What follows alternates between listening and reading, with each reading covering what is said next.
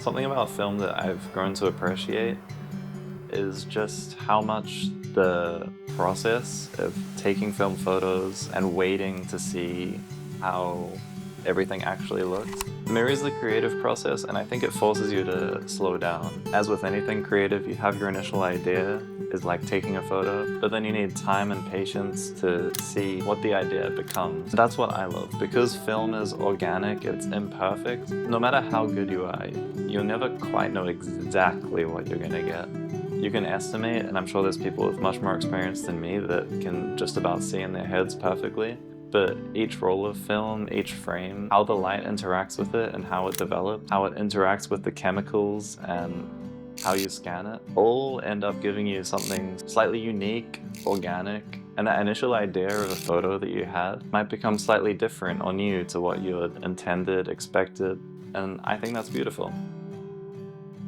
I've been taking photos for many years. While my focus as a creative has always been on video and filmmaking, my roots go right back to the Canon 550D, where I'd take photos of bumblebees in the park.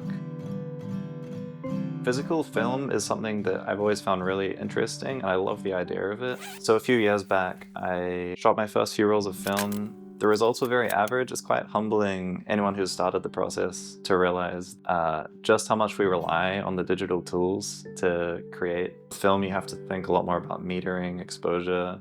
You have to be more aware of how your shutter speed will affect the photos because you don't get the results immediately.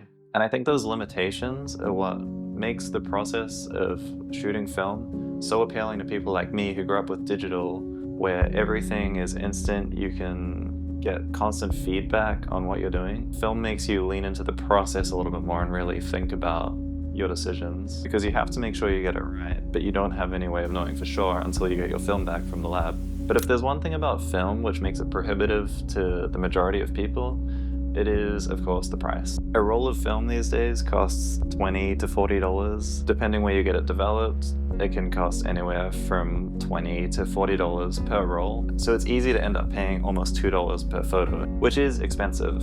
I'm sure most people have considered at some point buying the chemicals, developing at home, scanning them yourself, and you probably look at the processes and realize that you need a lot of equipment, a lot of space, and if you're not shooting a lot of rolls, it might not be worth it. But what I think most people don't consider is that you can do the scanning part DIY without doing the developing yourself. So you can take your film to the lab, get them to develop it, they bring it back, and then you can scan them yourself, which is what I'll show you how I've been doing it. They can either cut them into strips like this, which I did the first time, or they can just give you an uncut roll.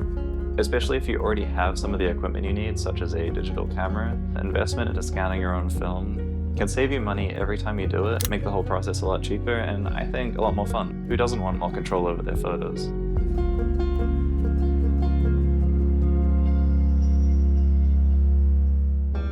I saw people posting their photos where they showed the sprockets, they showed the Kodak Portra writing, whatever film stock they use, and almost using it as a frame for the image. And I think that look is incredible. Like it's so cool, and I had to know how you achieve it.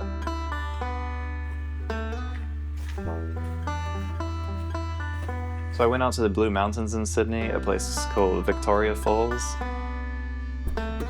Looked for interesting things to take photos of. I took some Portra 400 and I took some Kodak Gold. It's been miserable weather here, probably not the best film stocks, but I think I got some nice shots, and this is what we'll be scanning today. You're gonna need a decent digital camera, you're gonna need a macro lens.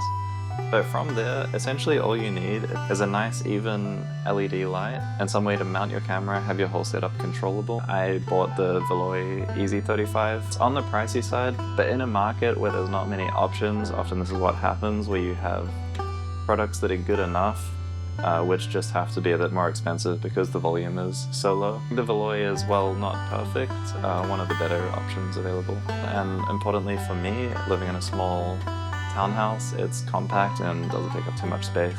I have a A7 IV and I'm just using the Sony 90mm f2.8 macro lens. Make sure that the film is the perfect length away from your camera so that you're not wasting any of the image. I want to capture the sprockets, as I mentioned earlier. That's the aesthetic I'm going for.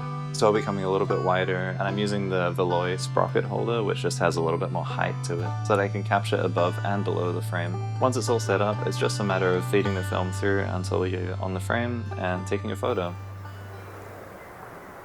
For editing, I'm using Lightroom and Negative Lab Pro, which is a plugin which inverts your negatives to make them positives. You can also do all this manually, just inverting the curves, but I think the software is worth the purchase. And it gives you a lot of control over the different looks you can create, emulating different scanners and such. Maybe it's a little bit purist of me, but because of the nature of film and what I love about it, it feels wrong to me to go in and try and make everything perfect when the imperfections are what makes it beautiful, and the organic nature of the process is what I'm trying to capture. So once I get the look I'm aiming for, I try and stop myself from pushing the photos any further.